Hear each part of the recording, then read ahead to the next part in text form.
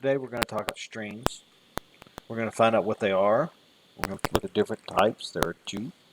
We're going to talk about how you edit them and combine them, and how the toString function is used by many objects which you will be using, especially on a date-time object for your clock project. So a string is an element of code that is textually based. It can have any alpha or numeric value in it, and it can have every single international character from any language in it. It is usually associated or used in text elements on your user interface. For instance, a label has a text element, a text box has a text element. Some examples of strings are what would your first name be? Could be Joe. What could your last name be? Jones. Your street address could be 123 Broadway. So there are two types of strings. There's the char, which is one character, and then there's the string, which is a collection of chars. In this case, an example of creating a char, you say I want to create a variable named myChar, which is of type char, and you're setting it to the value of A. Notice A is in single quotes. Chars are always single quotes, and chars are always one character. However, a string is multiple characters. It's a whole bunch of chars grouped together. So in this case, we're saying I want a variable named myString of type string is equal to hello world. Notice hello world is in double quotes. Strings are always in double quotes. A char is a keyword. It's a representation of Unicode, and the value is associated with a 16-bit number.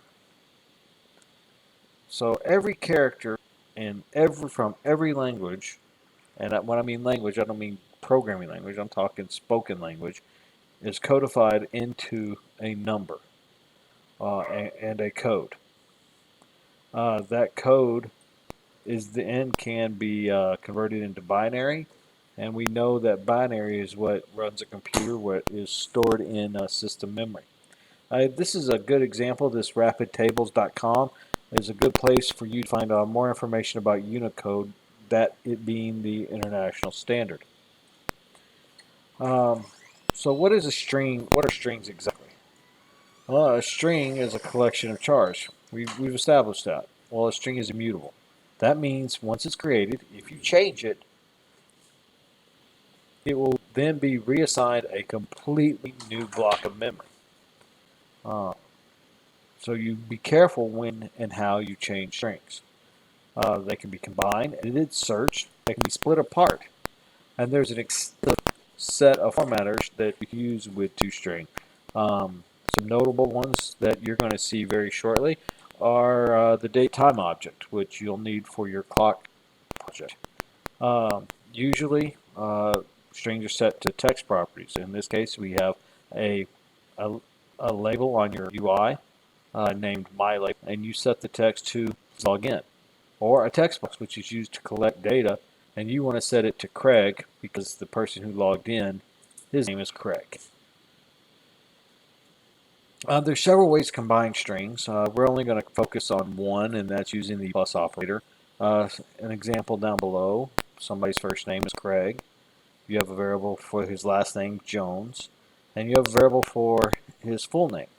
Well, to get the full name, you just have to concatenate the first name to the last name and add a space. In this case, we say first name plus a space plus last name.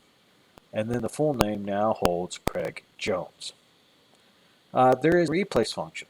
The replace function takes two variables. The first variable is what you want to replace in your current string, and the second variable is what is replacing it. So in this case, the definition of the replace has an old value and a new value as a variable names. The old value is what you're replacing, and the new value is what you're inserting in its place.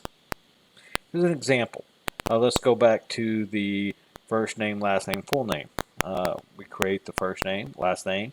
We create the full name by concatenating the first name and last name together with a space between. But Craig really isn't the guy's name. We want to change Bobby. So we replace Craig with Bobby. So notice that to access replace, you're using the full name variable dot replace. Full name was already created to say Craig. Now full name is going to hold Bobby Jones. The toString is a very powerful function. Anything that's not a string function or a string object, you need to turn it into a string so that it can be set to text properties on your UI. Here's some two examples. You have one that is a variable named index of type int and manager. Its value is 52, but you want to set my label, the text of my label, to 52. This is how you would do it, index.toString. Same thing for a double. Pi is 3.14, but you want to set the label, my label, the text value to pi. So you say pi.toString. For a